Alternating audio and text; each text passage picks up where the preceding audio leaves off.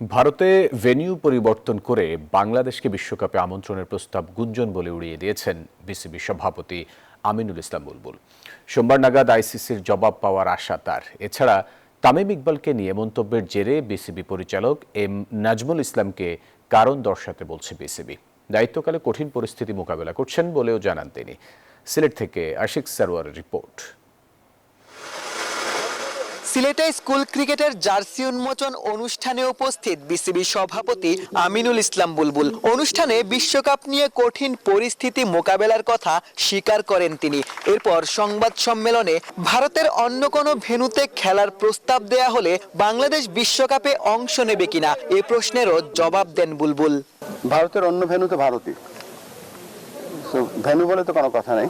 তবে আমাদের যেহেতু আপনারা জানেন যে আমরা এই বিশ্বকাপের ব্যাপারে একক সিদ্ধান্ত নিচ্ছি না, আমরা গভর্নমেন্টের সাথে আমরা আলোচনা করে সিদ্ধান্ত নেব এবং যেখানে আমরা দাঁড়িয়েছিলাম এখন সেখানেই আছি।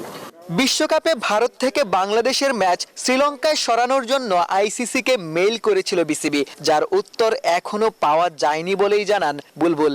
আমি যতদূর জানি তারা খুব প্রফেশনাল অর্গানাইজেশন, তো হয়তো সমস্ত ইনফরমেশন, যেমন ধরেন শুধুমাত্র আমাদের চিঠিটার সাথে সাথে কিন্তু আমরা যেই সিকিউরিটি জায়গাগুলো বলেছি তারা আমাদের সিকিউরিটি ডিপার্টমেন্টের সাথেও যোগাযোগ করেছে।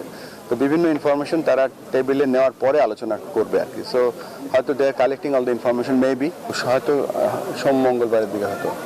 মুস্তাফিজ ইস্যুতে ভারতের বিপক্ষে দাঁড়াতে দেশের মানুষ সাহস যোগাচ্ছে বলেও মন্তব্য করেন তিনি। এছাড়া বিশ্বকাপে বাংলাদেশকে বড় দল বলেও বিবেচনা করেছেন তিনি। আমরা তো দেশের মানুষের জন্যই খেলি ক্রিকেট, এবং আমি আবারও বলছি এবং আগেও বলেছি, দেশ সবার আগে। দায়িত্বকালীন সময়ে নানা চড়াই উতরাই পার করেছেন বলে জানান আমিনুল ইসলাম বুলবুল। চাপে পড়লেও শিক্ষা নিয়ে টিকে আছেন বলেই জানান তিনি। সিলেট থেকে আশিক সারোয়ার, নিউজ 24। যুক্তরাষ্ট্রের 1 নম্বর জিম চেইন গোল্ড জিম এখন আবারও বাংলাদেশে। বসুন্ধরা আবাসিক এলাকা ও বসুন্ধরা সিটি শপিং মলে